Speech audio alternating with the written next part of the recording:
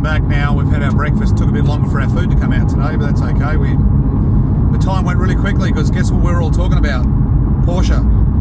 We're just going from table to table and we just strike up a conversation about what's the best car. And, you know, my personal view is if anyone's watching this video and they want to get an investment car, an investment Porsche, the original 986 2.5 manual Boxster. At the moment, you can pick these things up for nothing. Now, the thinking here is that the Boxster, this particular one, is the first ever Boxster.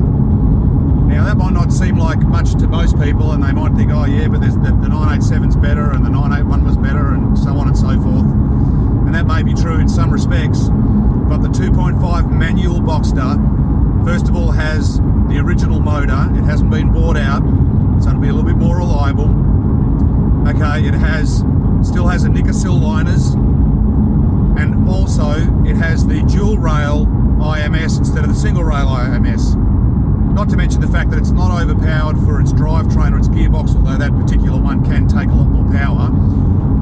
It's a sweet little car, and if you can get one unmolested in manual, in original factory condition, without all of the fake sat navs and, you know, stereos pulled out and whatever, and just get one that's been looked after with reasonable kilometres,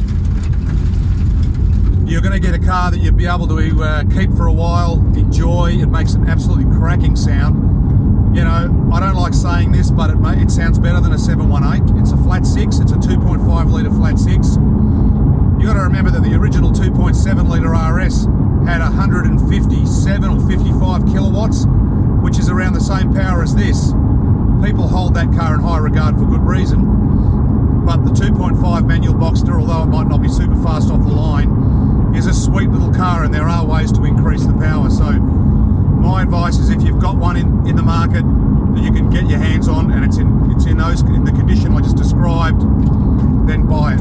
Buy it and look after it. It can't really go down any further. You know, look for a good service record. So that's my tip for today. And now I'm just going to get into driving with these guys. We've got cars behind me, cars in front. We're going home the same way we came, because going the boring way home is the last thing we want to do.